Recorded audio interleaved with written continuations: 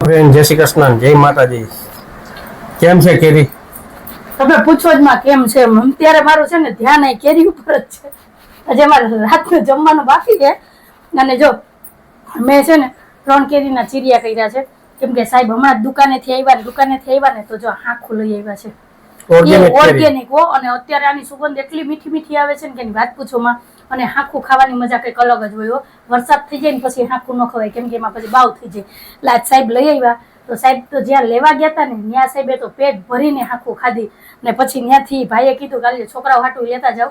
આમ તો કેરી લેવા જ ગયા હતા તો કેરીના બોક્સ તો છે ને દુકાને પડ્યા છે ને અમારા હાટું હાંખું આવી છે. મેં કીધું રાહ નથી જોવી કેમ કે હાંખું આવે ઘરમાં સુગંધ આવે ને તો કંટ્રોલ ન થાય. મેં કીધું પેલા છે ને મા દીકરી ભાઈ કેરી ખાઈ લઈએ. મેં ઓલી નાની નાની કેરી આવતી ને એ પેલા માંગી હતી. મને કે 2-3 દિવસ પછી ઉતરશે.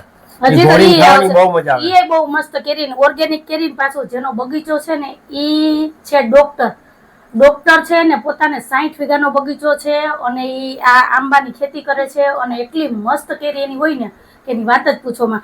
તો તમને હાંખું ભાવે છે કે નહીં મને કહેજો. તો હાલો તમે બધા આવી જાવ હાંખું ખાવા. તો ફટાફટ છે ને મા દીકરી કેરી ખાઈ લઈએ. અને આ હતો અમારો આજનો વિડીયો. જો તમને ગમ્યો હોય તો વિડીયોને લાઈક કરજો, શેર કરજો, સબસ્ક્રાઇબ કરજો અને કમેન્ટમાં કહેજો કે તમે હાંખું ખાધી છે કે નહીં. અમને તો બહુ ભાવે હો ભાઈ. 2 કિલો મોકલાવું મારા વાલા. આવજો જય ભોલેનાથ.